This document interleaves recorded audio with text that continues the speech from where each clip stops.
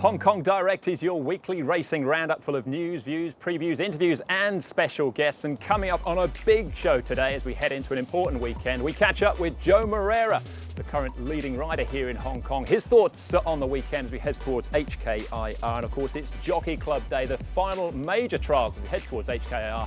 The Cup, the Mile and the Sprint all run at Group 2 level. A very warm welcome to the show. I'm Andrew Jern. Glad to say I'm joined by Hong Kong Direct regulars in Graham Cunningham and Ed Sadler. And Graham, just about all the big names are here on the weekend. Apart from Beauty Generation, but it's always been a really significant day. 10-year trend tells you that 21 HKR winners have contested this day in one of the big races. But they don't always win and then go on to win in December. Only 6 of those 21. So it's not just the winners you need to keep a close eye on. Some of the beaten horses can shine in December too. Yeah, you could possibly argue classic legend as well. He's just working on his Hong Kong residency as we speak. Ed, with the early season handicaps out of the way, now it's set weights and penalties. It becomes a bit clearer, doesn't it? It does, definitely. You've had in these early season handicaps, the handicaps, the weight factor, and also horses running over insufficient distances, building up towards their grand final. This time it's the dress rehearsal. We're one step away from their grand finals. They're running over their right trips. Apart from the Group 1 winners, they don't have the weight penalties. So this is when we genuinely get to see where they're at this campaign. All right, should be pretty straightforward then. Before we get into the races themselves, let's catch up with Joao Moreira. Ed caught up with him early in the week, talk about the season so far, and as we head to a big weekend and HKIR down the road.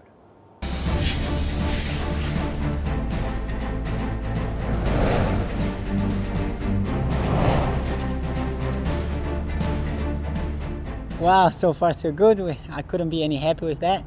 You know, I did have a good start, and we all know it's hard to keep up, but I will definitely keep on doing my best to keep the good rhythm. Zach is a good jockey. He's a champion jockey. He's proven himself.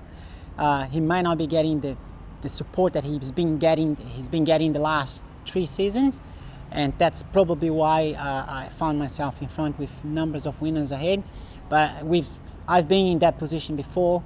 And I can never just feel relaxed because I know, as you said yourself, he's going to come strongly middle of the season, and at the end of the season he's always going to get support and he's going to be right there fighting for the title. So I'm in the striking spot at the moment and I'm happy to be there, and what I can say, I'll be doing my very best to stay there.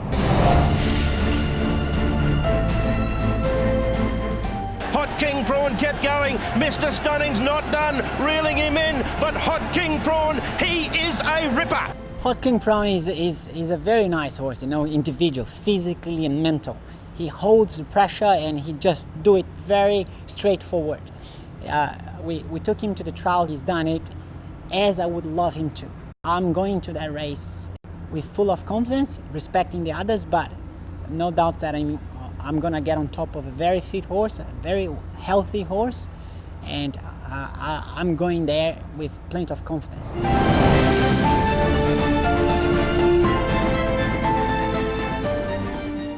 I gotta be honest, Champion's Way, his last couple of runs, he fights me a little bit, and if he did not travel as keen as he did, he would have run better races.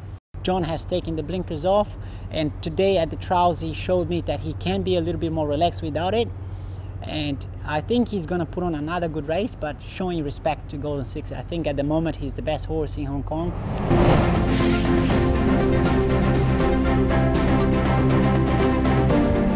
Furore snatched the lead in the purse and snatched the purse from Exultant and Dances with Dragon, and it's Furore Sasa Ladies purse. I'm very, very sure he's going to produce again. For how many more races, hard to predict, but he had 2 starts now. He's going to have another one just before the international races. And just when we get into the international race, Exultant is not going to be there. So we're going into a very nice, into the international race with a horse having a very nice preparation.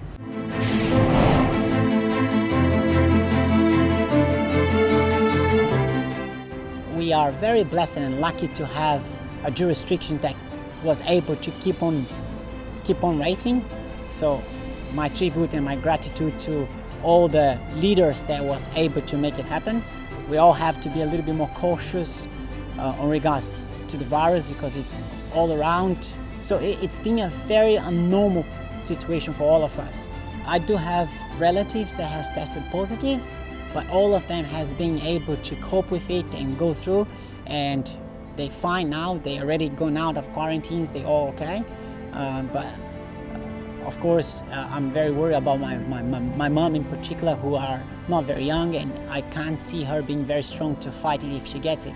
But the person who worries me the most has been the most committed to don't expose herself. So Brazil is the place where I want to go next, to just give a big kiss and a hug to my mom, who I miss very much.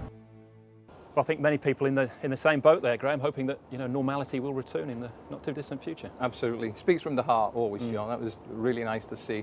And his season at the moment, things can change. We've seen it before, but it feels like a runaway train. He's riding beautifully, and the clear difference is he's got the in with Casper fans who can do no wrong. Yeah, Sable's absolutely flying at the moment. We'll talk about some of his runs on the weekend in a moment, Casper fans and Joe. But yeah, with all the changes going on in 2020, the one constant is Joe keeps riding winners. He does indeed, yes. He's been beaten the last couple of years by Zach Purton in the Jockey's title, but he's got off to a flying start. He leads by 13 wins, and as you say, Graham, he's got that association with Casper fans, but he's continued that successful relationship too with John Size. Yeah, important to keep him with John as well.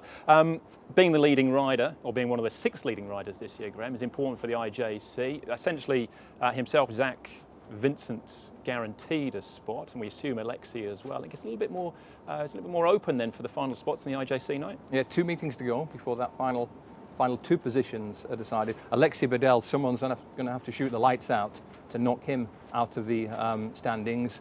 Could be Neil Callan, who's in great form. Wagner Borges keeps riding winners. Chad Schofield comes back this weekend from injury, Hungary. Even Derek Lung, if he was to have a massive day. So there's 1 spot left, Edward, and it's all to play for. Definitely the last 2 meetings coming up before it's all sorted out. So a lot to play for Sunday and then Wednesday night at Happy Valley. And some great young riders, Andrew, too, coming over from overseas for the IJC. Absolutely. So we've got Ryan Moore, William Buick, Pierre-Charles Boudot, Mikel Barcelona, Tom Marcon and Holly Doyle as the 6th. There's a real mixture of absolutely proven superstars and rapidly ascending youngsters. And that Holly Doyle and Tom Marquand story is amazing, and it's going to garner a huge amount of media attention because they're riding big winners, quantity, quality. There are a couple on the track, and they're going to be formidable opponents on the track on the 9th of December. Right, that's IJC night, the Wednesday before HKR, of course. Let's get into the weekend action. Now, we'll start off with a sprint, which comes up as race number 5 on the programme. It's the second of the Group 2s, headed by Hot King Prawn, beaten by Wishful Thinker last time out, but a big swing at the weights. Big Time Baby, first up since April, running behind Mr. Stunning at Group 1 level. Voyage Royal Pro rolled forward. Wishful Thinker claimed a couple of big scalps to that win last time out.